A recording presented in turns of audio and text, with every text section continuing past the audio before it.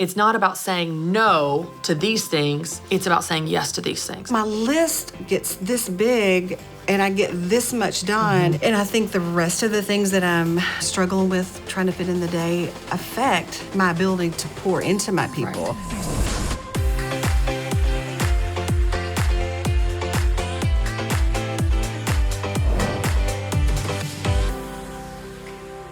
Hey y'all, and welcome to the Christy Wright Show. Today we are talking about how to set goals. And then later on in the episode, I get to sit down with one of our coaching clients and actually walk through some goal setting with her. It's gonna be fun and I think you'll really relate to it. But first, let's talk about how to set goals. Now, I gotta tell you guys, one of the most common questions that I'm asked are what goals to set. Like, I wanna set goals. I understand that goal setting is important, but I don't know what goals to set. Well, I had an interesting experience about a year and a half ago when I was on a coaching call with some of my Academy members. It was a small group at the time, and we were working through specific goals.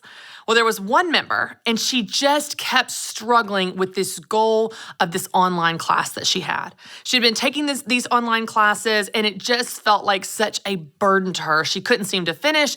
It was always getting in the way of other things she wanted to do, and she just felt so much guilt for not keeping up with this goal that she set to finish this online curriculum. Well, after asking some questions and doing some digging and kind of, questioning even why she was doing this class, she had an amazing aha moment. She realized that goal was the wrong goal. She was like, this goal is not even taking me to where I want to be. When I set this goal a year and a half ago, my entire life was different. My priorities were different. And so I keep holding my feet to the fire to finish this class and complete this curriculum, and I don't even want to do it. It's not even taking me in the direction that I want to go. Y'all, we do that all the time.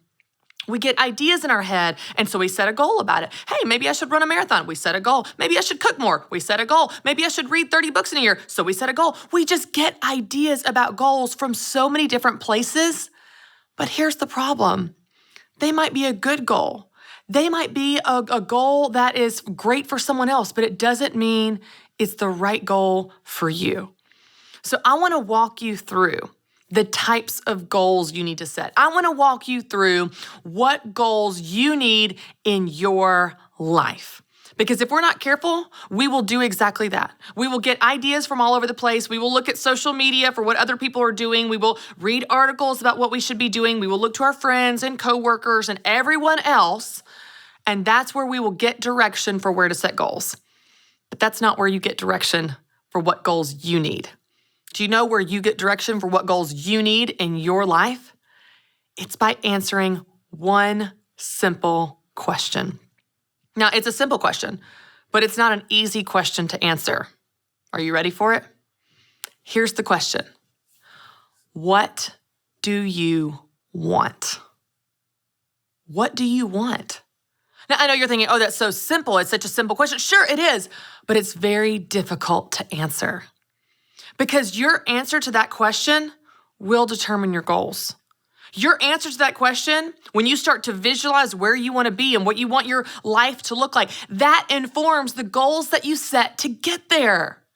If we're not careful, we're going to chase everyone else's version of success. We're going to work really hard at goals that don't mean anything to us. We're going to wear ourselves out on putting time and effort and energy into things that aren't even right for us. So instead, ask yourself that one question. What do you want?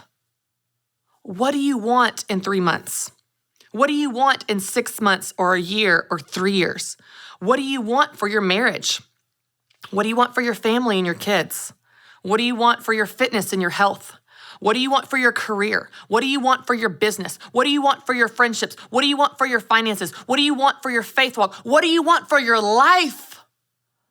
What do you want? Stop and think about that.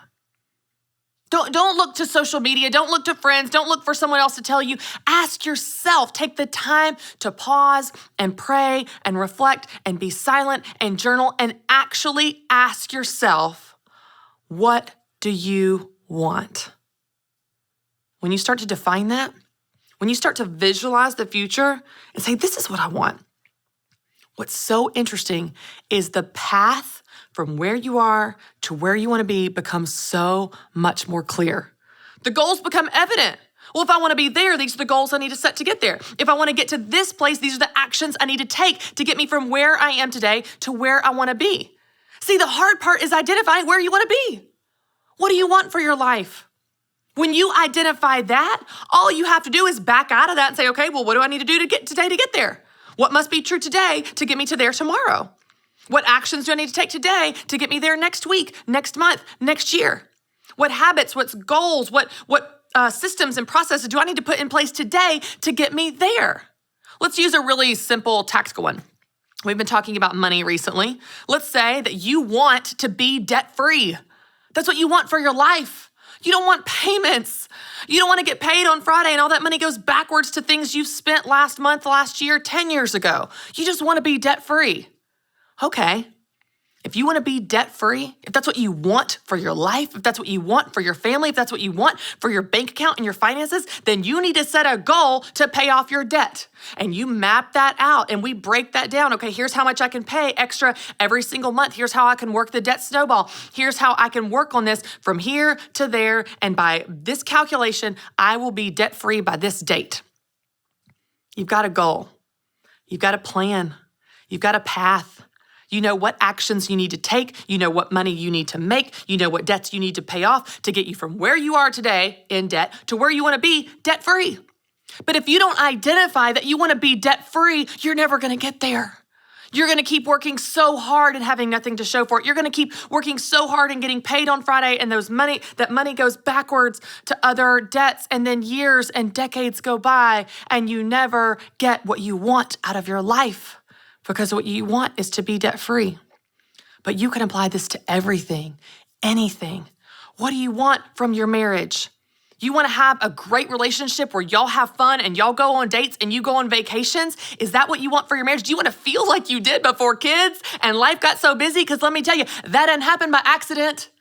If you're not careful, you will get so busy in your marriage of keeping up the business of your life that you lose the fun, you lose the intimacy, you lose the connection and the bonding, you lose your friend that you had in your spouse before life got so busy. So what do you want from your marriage? You want to be friends again and have fun? Go on dates? Go on vacations? Cool. Identify that, define it, write it down, and then set a goal. Okay, what does that look like? We're gonna go on one date night every 2 weeks. We're gonna go on one vacation, just us every single year. We're gonna put it on the calendar. We're gonna book a flight. We're gonna book a hotel. We're gonna make it happen. You know, it's so interesting, y'all. The goals are actually the easy part. The goal is not the hard part, the booking the flight, the making an extra payment, all that. Those are just actions. You can take actions. You can do hard things.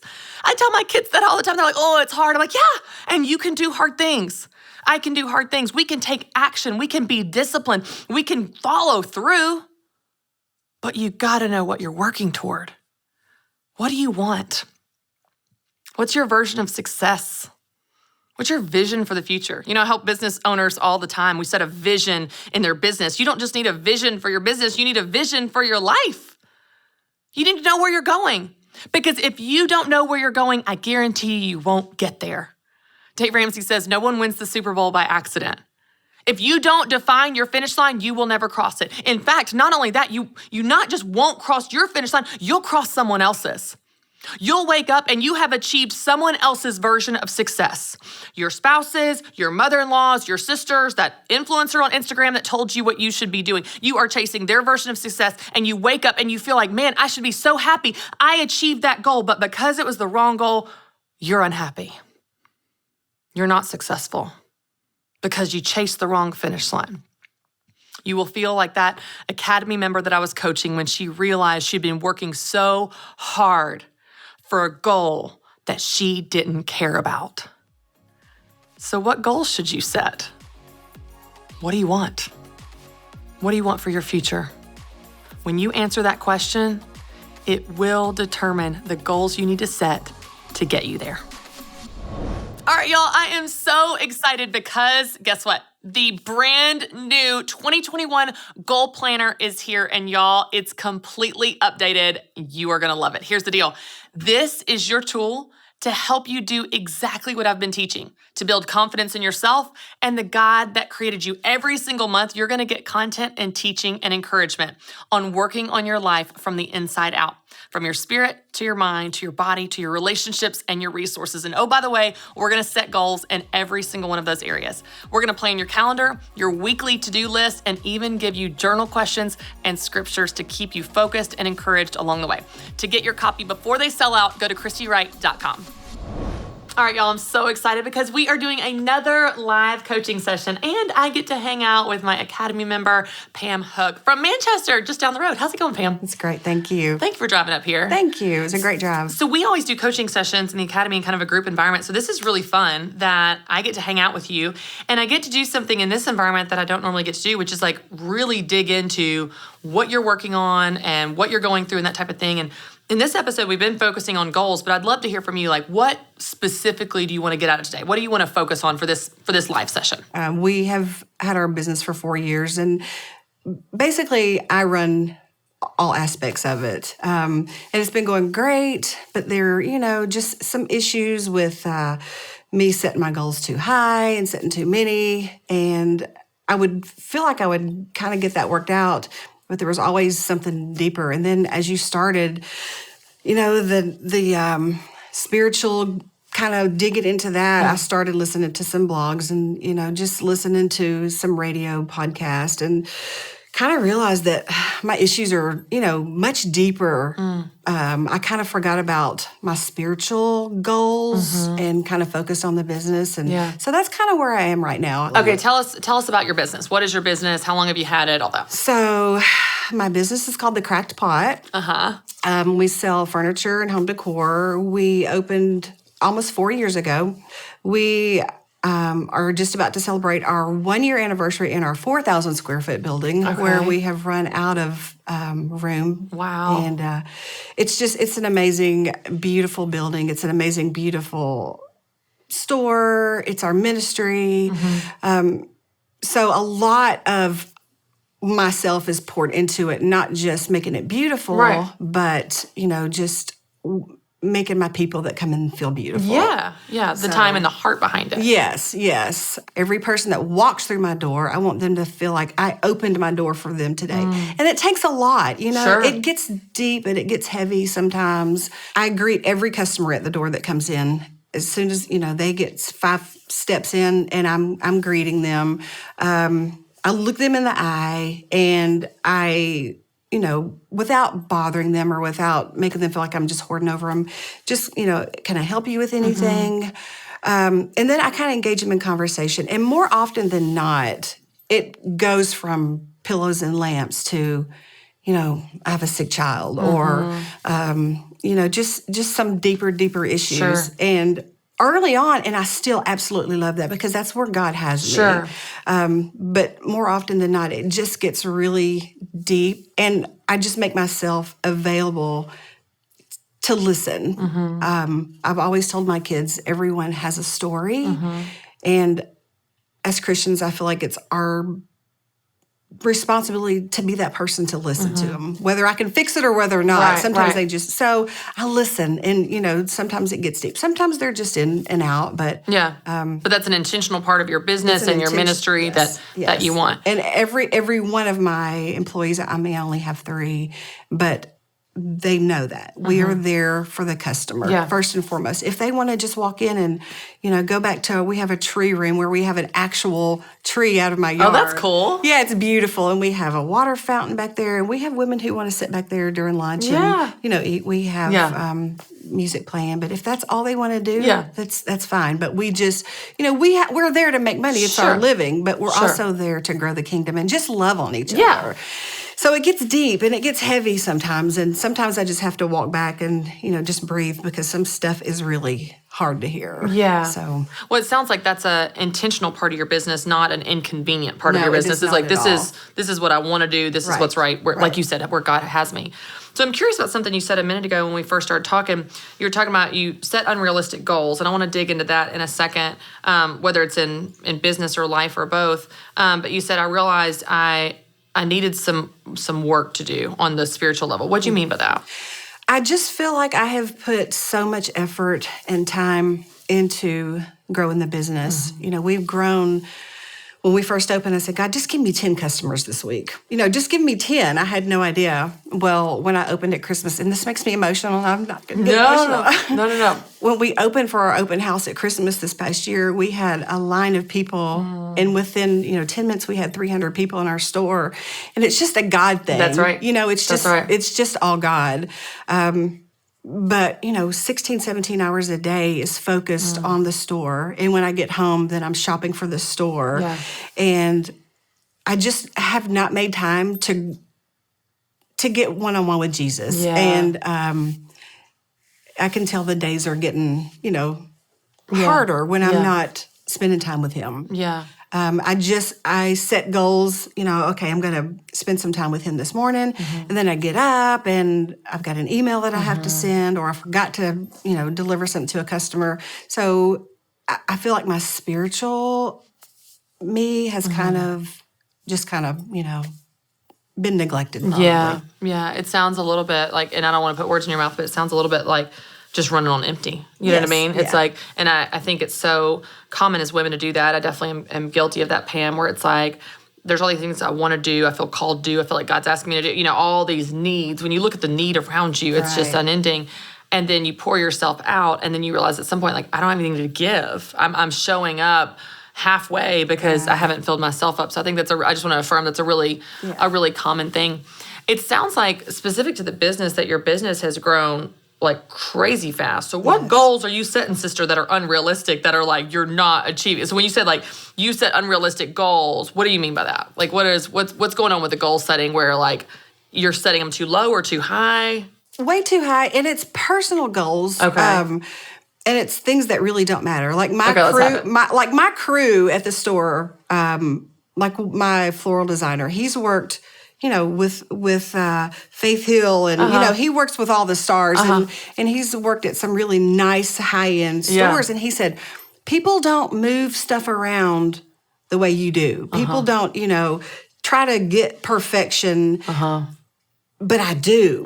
If there's been a display there that's been there for 2 days or 3 days, it's got to be moved because it's been shopped. And so I'll get up and I'll be like, okay, I have to move this display. I have to call these vendors. I have to shop for, an event.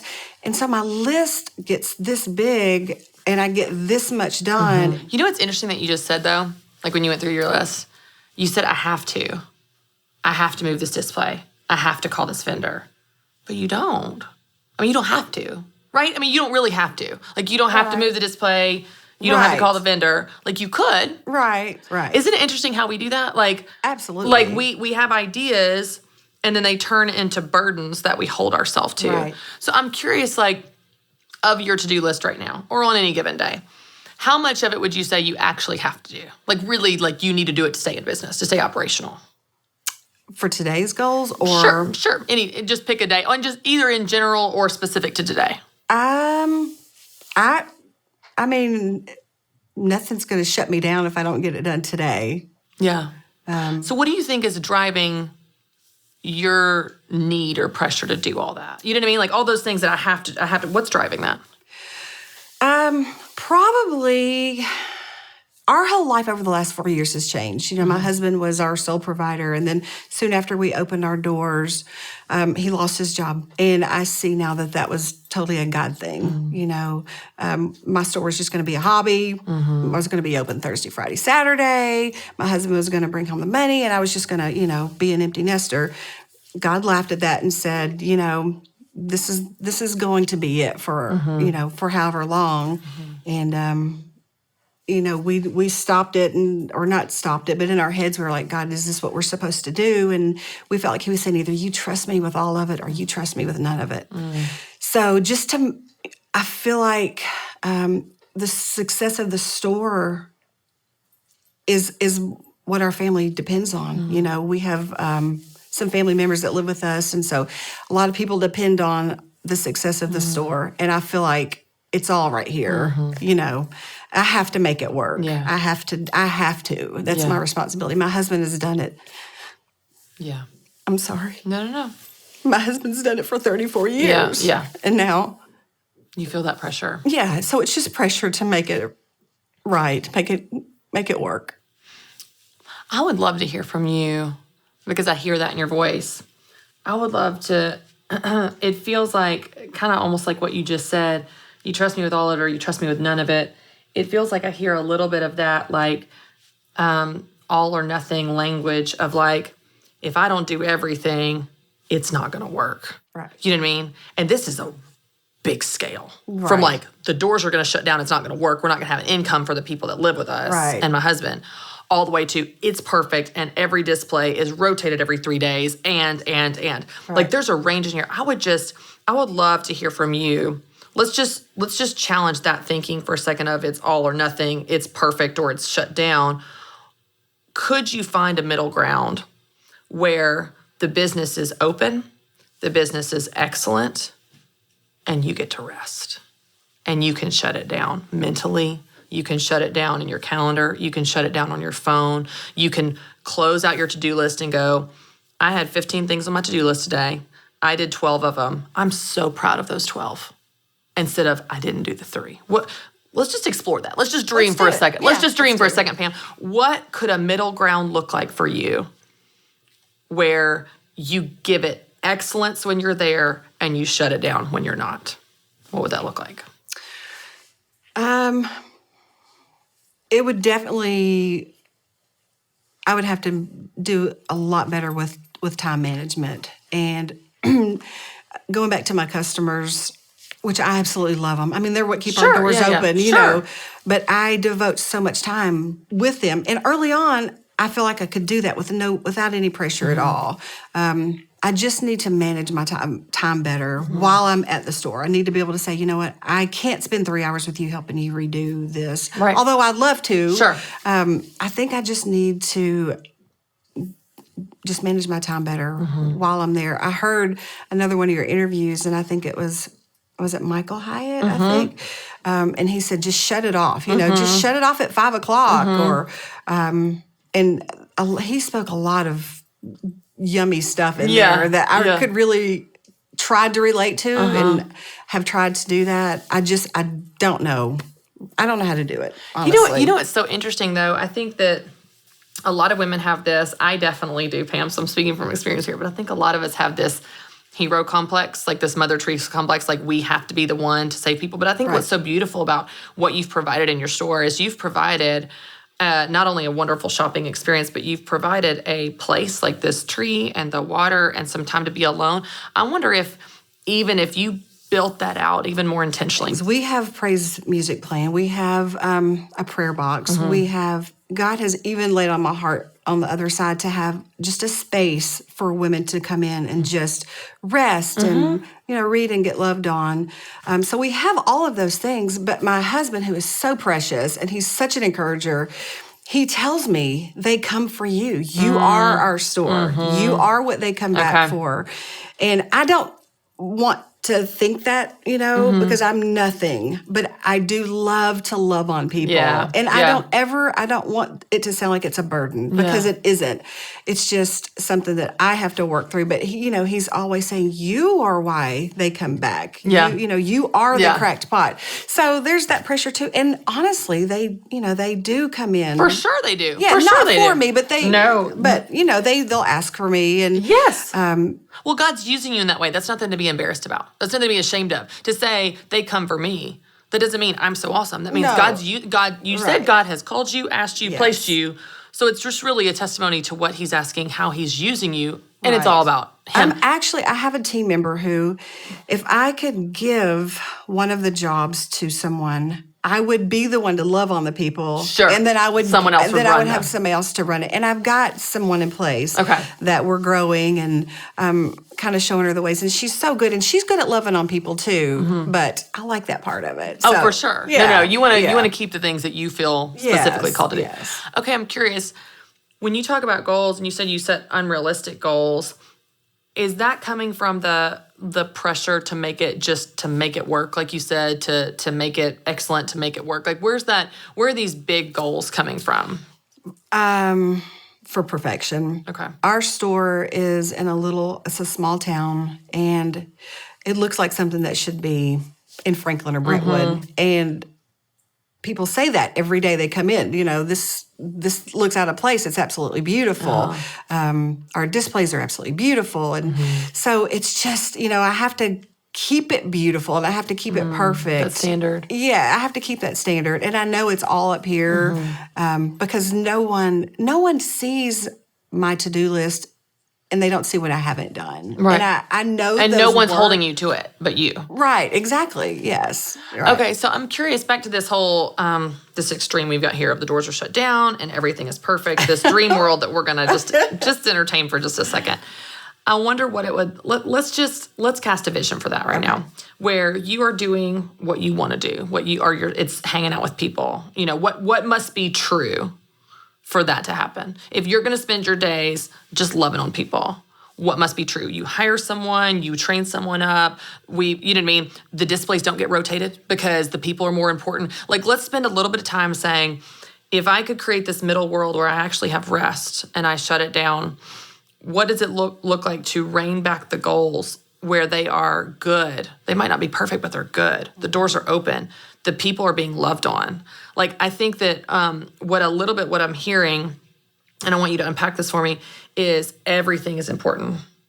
Right. Everything is. The people are, the displays are, the to-do list is, all the things are important. What is most important? Like, if you just had to say, like, if I do nothing else, if I don't dust the picture frames, if I don't remember to have the lamps all turned on at the right lighting level to create the right ambiance, this is what. Give me your top three of like how you spend your days, how you spend your time, how you, put your energy into. What are the top three most important things? If I can do nothing else, I've got to do these three. Well, I have to make sure that I have things in there for people to come in there for, because that is inventory. The inventory, because that's what pays our bills. So, and that takes a lot of time. It's hours on hours because everything that's in there, I have shopped for it, handpicked it. And then loving on, making my customers feel like they are where they're supposed to be. I'm so afraid of losing that. And I know I keep going back to that, but I honestly feel like that's the whole plan that God had for us. I don't feel like it's just tables and lamps. I feel like we're Jesus to people. Right. So that honestly is my top goal. If they could come in and I could give away everything, or if I didn't have to sell anything, that would be number one. But realistically, we have to feed the grandbabies, So inventory and hanging out with people. And I guess displays would be number three, or just keeping the store running, just keeping just operational. Operational. Keeping my team members motivated and make them feel appreciated. All the other stuff I know is trivial. I know it is. But it's an important part of making the whole thing run. Yeah, making the whole thing run. Yeah. I'd be curious what it would look like to set goals for you, to set goals that reflect what you just said, that the goals are around the people and the inventory. You know what I mean? That my goal is to spend 6 hours a week, 10 hours a week, 20 hours, whatever it is, with the people hanging out. And what's so interesting, Pam, and I think it's really easy to do this, we can set a goal somewhere, but because we don't really define it with a measurable metric to it, it just feels like a moving target. Right. So I could say, I want to spend more time with my kids, and I could spend a lot of time with my kids, and then at the end of the week, I'm like, I don't feel like I'm spending time with my kids. Right. But if I say, I want to spend at least 6 hours a week with my kids, quality time, and at the end of the week, I actually spent 10. Right. If I don't define that and measure it, you may actually be spending a ton of time with your customers that you could be proud of. Right. But if you measure it, if you set goals around and say, okay, I want to spend time with my customers. Okay, well, what's a goal that we can measure that? I want to spend 20% of my week. I want to spend 50% of my week, where you define that.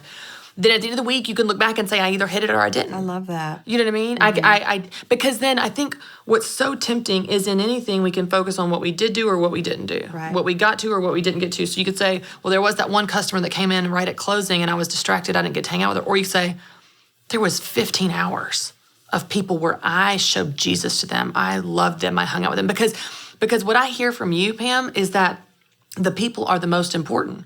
So if that's what you want, then your store can and should reflect that. Right. What that means then is that you have permission for the displays not to get rotated. Right. You have permission for someone else to maybe even do the shopping. You have permission for someone else to water the plants and fix the lamps and do all the stuff that's not most important to you, because I would never want someone to set goals toward a result that they don't want, where you're like, oh, well, I'm just going to do all the management stuff and someone hire that out. Like you said, you want this to be your store, your ministry, it's your life. It's how you spend your time. Right.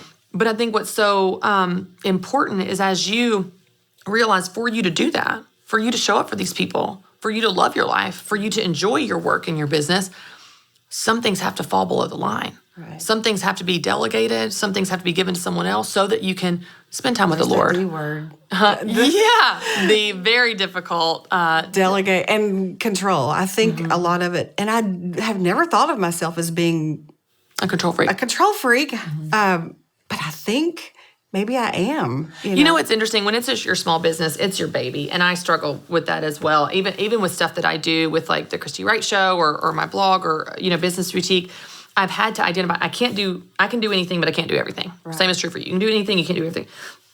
I've picked my most important things. Like the writing is one of my most important things, whether I'm writing a script or a blog or social media, because that is my connection to my reader. Right. Like I want to, someone else can do some other stuff, I want to do that. And so for you, it's the people. And I totally hear that.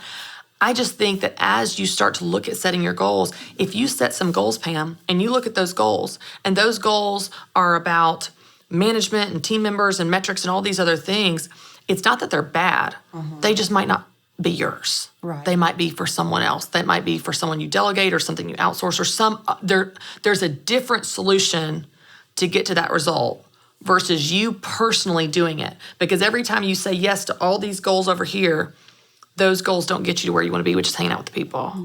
You know what I mean? Yeah, I do. And if that's the most important thing to you, I think you can find a way to do that. I think you can shape your time versus feeling like, well, the most important, see, what I'm hearing is the people are the most important thing, but my to-do list reflects something else. So what I'm going to do is I'm going to hold my feet to the fire on this to-do list, but actually spend my time with the people. Then I feel guilty I didn't do the to-do list, but actually what I want to do is hang out with the people. So let's just choose the people. Right. Let's have a to-do list that says people, check. Right? Like it's like the to-do list and the goals and the calendar are going to reflect what you actually want, which is hang out with the people. Right. Now, those other things need to get done. I hear you. They need to get done. Right. But we're just going to find a different solution for that possibly. Yeah. I think that you have permission to delegate, outsource, whatever. And it might be some stretching for you to say, it's not how I would do it, but it's good. Yeah, it's not how I would do it, but it works. Right. It's not how I would do it, but the lights are on. It's not how I would do it, but I got to hang out with this lady and talk to her about Jesus. Right. So I'm okay that pillow is turned this way, not that way. That matters. I feel that in you. I will give you one tip that I've learned from Dave Ramsey when it comes to delegating, because I think people struggle with delegating because they start to ask themselves, am I a control freak micromanager, or is this person just not doing a good job? Right. He gives 2 parameters, and they're great things that I've taught through Business Boutique.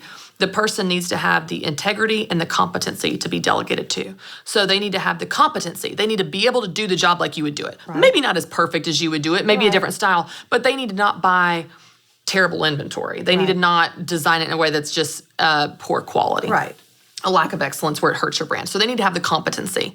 They also need to have the integrity. So that's the honesty. That's how they do it. I'm going to do it with integrity. I'm going to come on time and stay late. I can trust them with the keys. Right. I can trust them with the customer because they're not going to do the wrong thing. They're not going to advise them in the wrong way or blow them off or do something. If you have team members that have integrity and competency, you can train them and guide them and work with them, but you can let it go to them because you know that they're going to be able to do the job, and they're going to do the job with the integrity and honesty that you would want them to. And that frees you up to focus on what matters most to you. And that's really, I think, so much of what it is, whether you're talking about goals or time management or life balance. It's not about saying no to these things. It's about saying yes to these things. Right. I'm going to say no to all these to-do list items. I'm going to say no to all these distractions. I'm going to say no to all these things that are weighing me down so that I can say yes to these people, so that I can be present. Because that's what I hear from you. Yeah. That's what I hear from you. That is the most important thing. It is. It absolutely is. It absolutely is. And I think the rest of the things that I'm struggling with, trying to fit in the day, affect my ability to pour into my people. Right. You know, it's nothing for me to be at the shop till 2 or 3 o'clock in the morning because I want to get those things done at Right. night so I can Right. love on the people during the day. But I'm so tired from Of course you being are. there Of till, course you are. 14, 16 hours a day that the next day I'm not. So neither one of them are really getting done Yeah. well. Okay, I want to ask you 2 questions as we wrap up. Okay. What time are you going to stop each day? That's the first one. I want you to think about it. Okay. What time are you going to stop? We're going to pick a time. And what are you willing to let go of?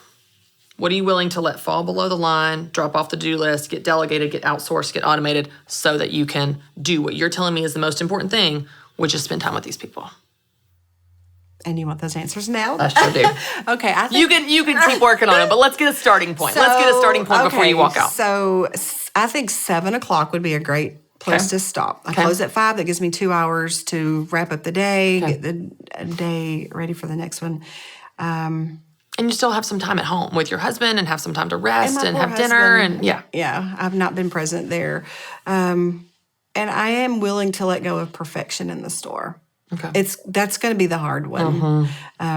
It's going to be hard. But my team members have said it. They've begged me. My husband said, PJ, it's good. Right. And so I just need to let that rest. Tell me again why they come. They don't come because it's perfect. They don't come because the pillows are rotated, the displays are perfect, the lighting is just right. They come for you. And I think if you take care of yourself and you shut it down at 7 and you get some rest and you love on your husband and you love on Jesus, you're going to be that much more there for them during those hours when they're there. I agree. And that's why they come. Yeah. This is good, Because we Pam. love them. This is good. I love your heart. I love what you're doing. It's really beautiful how much you love your customers, and that shows. And that's why your business is successful. Yes, the Lord has blessed you. Yes, you've been faithful with the management of it, but it's because you love on your people. And that's why they come back. Thanks for what you do. Thanks for being here. Thank you. You're such an encourager. This has been so fun. Sorry I've been a crybaby. No, oh my God. I cry all the time. I cry like it must be like when someone else is crying, I kind of stay strong. Right, and then like when right. someone else is strong, I'm like, ah! Anyway, Pam, thank you so much for being here. Now listen, before you go, I have a surprise for you. Oh. So we have the brand new Christy Wright Goal Planner. Like this is literally the very first one. And it's all about setting goals, not just in your business, but in your life. And it's helping you work on your life from the inside out, like we talk about spirit, mind, body, relationships, resources. So you get the very first inaugural copy. And hopefully that'll help you. Yes, that'll it help you will. put it into practice and build your calendar into your to-do list and your goals. So Thank that's just a you. small gift to say thanks for coming Thank up you here. so much. I Thanks for being here. appreciate it. All right. All right, y'all, I want to share with you one of my favorite verses in the Bible. This verse is at the bottom of every single one of my personal emails that I send out, and it's one that I've really clung to for a really long time. You probably have heard it before. It's short, and it's in the Psalms. This is Psalm 37:4. It says, "Delight yourself in the Lord, and he will give you the desires of your heart." I love this verse because obviously we know that God is not a magic 8-ball. He's not a genie in a bottle where you just ask him and you immediately get exactly what you want, how you want it, when you want it. We know that. That's not the life that God has called us to. But what's interesting is when we feel lost or stuck and we feel like, I don't know what I want. I don't know what I should dream for the future. God, I don't know what my goals should be. I don't even know what my vision is. What's so beautiful about this verse is it reminds us that as we seek him, as we get to know him, as we lean into him, he will actually show us what those are. Delight yourself in the Lord, and he will give you the desires of your heart. As you delight in him, he will actually show you what they are. He'll bring them to light. He'll put them in front of you. He will open your eyes to things you didn't even know you wanted, to goals you didn't even consider, to dreams that never crossed your mind before. He will do that because he loves you and he has good plans for you. So I don't know where you are in life right now. I don't know what season you're going through. I don't know if you're feeling stuck or you're feeling fulfilled. You might want to set goals, but not sure what you want out of life. Not sure what's next for you. Many of us don't. But what's so great is I really believe, and scripture tells us that as you seek him, as you delight in him, he will give you the desires of your heart. He will show you what the desires of your heart are. Again and again in scripture, a blind man comes to Jesus and he says, Lord, heal me, Lord, help me. And Jesus would say, what do you want? What do you want me to do for you? And he would say, I want my sight. I want to be healed. Fill in the blank, whatever the thing is. There's something so powerful about when we bring our desires to God. When we walk to him and we have this posture of open hands and say, God, I want this thing. Can you give it to me? I want this thing. I want to trust you with it. I want this thing. God, if it's not from you, take this out of my hand and put in my hands what you do want for me. God, I don't know what I want. Will you show me what I should want? I don't know what my plans are. Would you show me what your plans are for me? We can trust him with our desires. We can trust him with our plans. We can trust him with our future because he is good and he is for us and he has good plans for us. As we look to God and we seek him and we stay connected to him, he shows us more and more and more of who we are, who he called us to be, the life that he created us to live, the plans that he has for us. It's not on your shoulders to have it all figured out. Good news, right? It's not on your shoulders to have the perfect vision for your future, the perfect plans for your future, the perfect goals for your future. You and I are going to miss the mark every now and then. But the good news is, as we stay connected to him, as we delight in him, he will give us the desires of our heart. He will show us what those desires should be. He will show us what his plans are for us. That is such good news. I love how my friend Lisa Bevere says, if you think you have screwed up God's plans for your life, you, my friend, are not that powerful. But the good news is, God is the one that will direct our plans. He will direct our steps. He will give us the desires of our heart. I've got some journal questions for you, and I would love it if you would take out your journal and write down your answers to these few questions as you process this and really take it to heart and put it into practice in your life. The first question is this: how do you feel about what you want? How do you feel about the things that you want? Not what do you want, but how do you feel about it? Do you feel guilty? Do you feel selfish? Do you feel unsure? Do you feel certain and confident about what you want? Like, what are all your feelings and emotions around the things that you want? Write down your answer.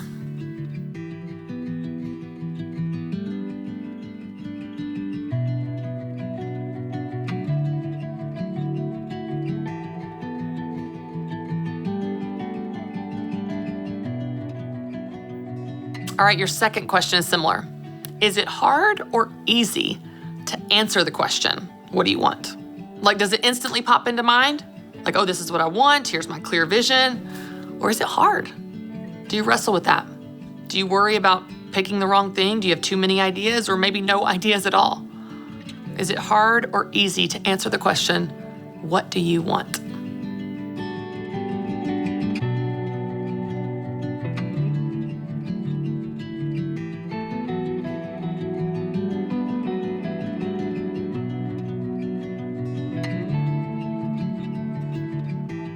All right, your next question is this: how does it feel to consider that God cares about what you want? How does it feel to think about that? That God actually cares about your heart's desires? How does that feel?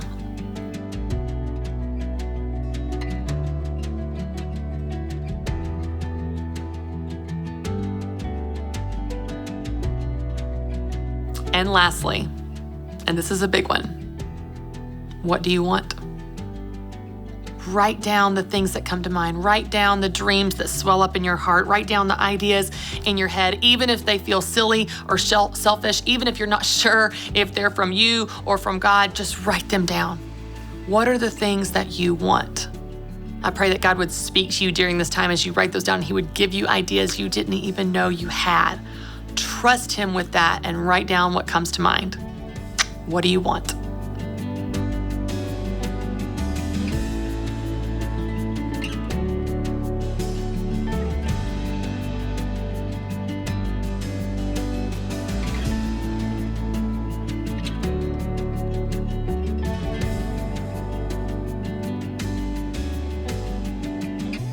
All right, I'm going to pray for us as we wrap up. God, thank you that you created our minds, you created our bodies, you created our hearts, And you have given us the desires that you have for us. You want to show us what those desires are. You want to show us the direction for our life. You want us to trust you with our plans, with our future, with our goals. We don't have to worry about messing everything up because as long as we stay connected to you, you will show us what the next step is. You will show us the plans that you have for us. You will lead us into your will for our life. God, thank you that we can take confidence in that. Thank you that you love us enough to care about every detail of our lives, including the plans and the goals that we set. God, I pray for everyone watching right now. I pray specifically that you would reveal yourself to them, that you would show them what you have for them, that they would write down words of faith on their journal, on their notepad. That would be words from you. Dreams that may feel silly or selfish or vulnerable or risky, but they would write it down anyway and trust you with those words. And then, God, my prayer for every single person is that you would fulfill those dreams and those plans for them, that you would truly give them the desires of their heart. We love you, Lord. Amen. Thank you all so much for watching, and you can join us next week for the next episode of The Christy Wright Show. And for more encouragement on finding confidence in yourself and the God that created you, you can visit ChristyWright.com.